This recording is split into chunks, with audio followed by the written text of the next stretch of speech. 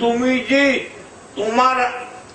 যে বায়াত গ্রহণের সময় হাতের উপরে হাত রাখছো, তোমার হাতের উপরে আমি আল্লাহর হাত, এর জন্য কি পৌঁছে যায়। সৃষ্টির মধ্যে অন্য কারোর জন্ম দিন ধর্ম নাই, একমাত্র মানব জাতির জন্য ধর্ম। আল্লাহর নৈকট্য লাভের উসিলা নামাজ, হজ, যাকাত যা যা আছে, কিন্তু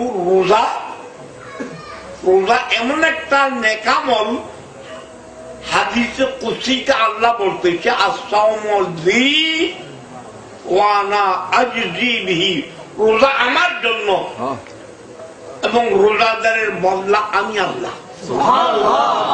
রোজাদারের বদলা সওয়াব ন নেকি ন, রোজার বদলা সওয়াব নেকি ন, রোজার বদলা ব্যস্ত ন উর্গাল মান ন, রোজার বদলা স্বয়ং আমি আল্লাহ।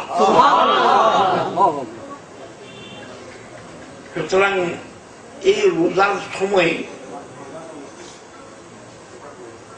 যারা সারা বছর নামাজ পড়ে না তারাও নামাজ পড়ছে, যারা সারা বছর কোরআন তেলাওয়াত করছে না তারাও রোজা তেলাওয়াত করতেছে। রোজা তো রাখছেই। এই সময়ে আরেকটা কাজ ঘোষণা দিলেন মাওলানা ইরফান, বায়াতের কথা। বায়াত আল্লাহর নৈকট্য লাভের জন্য, এমন নৈকট্য আল্লাহর এমন কাছে পৌঁছেন বায়াতের মাধ্যমে যে আল্লাহ বলতে কি